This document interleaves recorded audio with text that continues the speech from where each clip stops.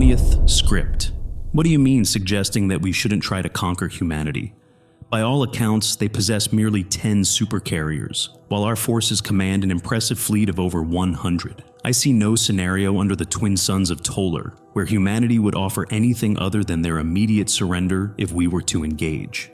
Fleetmaster Brackus had to pause to catch his breath and wipe the spittle from his clenched mandibles before continuing his vehement outburst. How dare you present such absurd notions before the Empress? How dare you question our fleet's capabilities? How low must you think of us, that we apparently couldn't even— Silence fell as the Empress's commanding voice filled the room. Brackus stopped his tirade immediately, bowing his head in respect as he let out a final, indignant huff. "As you wish, Your Majesty." The Empress rose from her throne and approached the holographic display of the galaxy. In her millennium of revered rule, she had witnessed the subjugation of countless species. Thousands of stars had risen in defiance and fallen to her empire's might. If one of her most seasoned advisors, having served for over a century, flagged a potential risk, it certainly merited consideration. "Please, continue, Scoutmaster General," she beckoned. Scoutmaster Uller clicked his mandibles respectfully before speaking. "I maintain that the humans possess only 10 supercarriers. Yet, our fleet of 167 might still face significant challenges against them." Fleetmaster Brackus's complexion turned a shade of red with anger, but a stern look from the Empress quelled his fury to a mere grimace. He remained silent, allowing Uller to continue. "To clarify, a supercarrier is classified as any vessel designed specifically to transport more than 100 fighters into battle."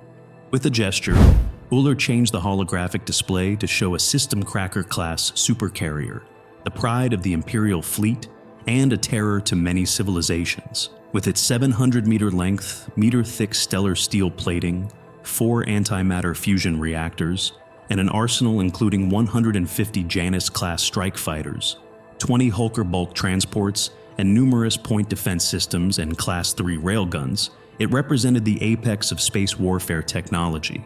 The display then shifted to a markedly different vessel of alien design. Unlike the sleek, curvaceous lines of Imperial ships, this one was angular and rugged, with visible weapon mounts and a plethora of sensors and antennae protruding chaotically, yet functionally. This is the UHG Cairo, 550 meters long, with plating comparable to stellar steel.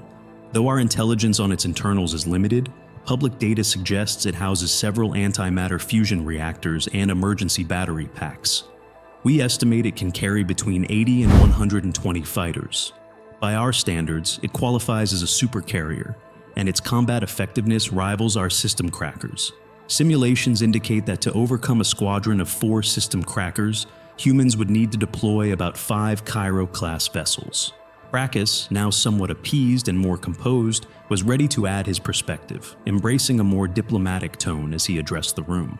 "I admit, these human vessels are indeed impressive," conceded Fleetmaster Brackus with a note of respect in his voice. "However, as you've pointed out, they possess only 10 supercarriers. Although facing them might result in higher casualties than against the typical galactic adversaries, our Imperial Fleet is more than capable of handling this challenge." He turned to the Empress, his expression one of unwavering confidence. "I will have the invasion plans ready and our fleet on high alert by week's end." The Empress cast a final glance at the display showing the Cairo-class ship. "Very well. These humans seem quite resourceful. They will make a fine addition to our empire. Thank you for your insights, Scoutmaster Uller. Your intelligence has been crucial for our decision-making today." As she concluded, Uller clicked his mandibles loudly, his demeanor shifting unexpectedly. "That is not all, Your Majesty," Uller interjected, causing a ripple of tension. The Empress's royal guard tightened their grip on their weapons, and Fleetmaster Brackus roared in anger. In a flash, he had his saber pressed against Uller's throat. He turned to the Empress, his voice thunderous. "Allow me to make an example of this insolent creature."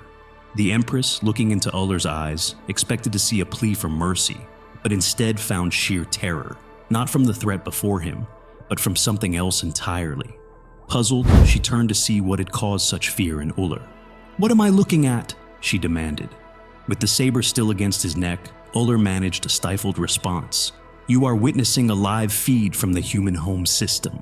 As he spoke, The video on the holographic display played, revealing countless pinpricks of light.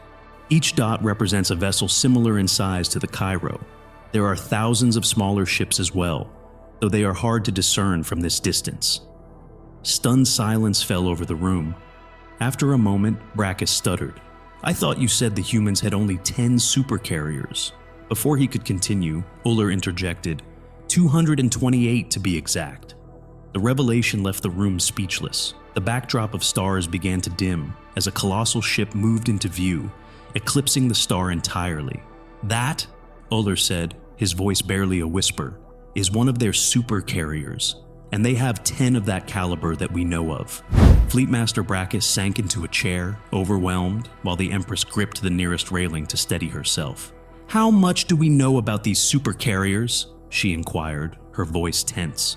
Uller, his fear palpable, replied, "What we classify as supercarriers, the humans refer to as light assault craft. The entirety of our Grand Imperial Fleet could be housed, supplied, and deployed from just one of their supercarrier strike groups." The Empress, absorbing the gravity of the situation, turned to the Scoutmaster with a haunted look. "What are we to do? Preferably any action that doesn't involve us verifying the exact number of supercarriers the humans can field." With a final glance at the projection, the Empress clicked her mandibles in resignation. "Thank you, Scoutmaster. Your intelligence today has indeed been invaluable. That will be all." The decision was clear. Caution was imperative. This brings our intense session at the Galactic Council to a close, where Fleetmaster Brackus and Scoutmaster Uller grappled with the staggering reality of the human fleet's might. Their heated debate and the revelations about humanity's hidden power unfolded a narrative of caution, strategy, and unforeseen strength. As the Empress faced the vastness of her decisions, we too were left pondering the delicate balance of power in the cosmos. If this gripping tale of galactic strategy and the art of war enthralled you, please show your support by leaving a like, and don't forget to subscribe our channel if you're a human. Thank you for your time and for joining us in this grand intergalactic narrative.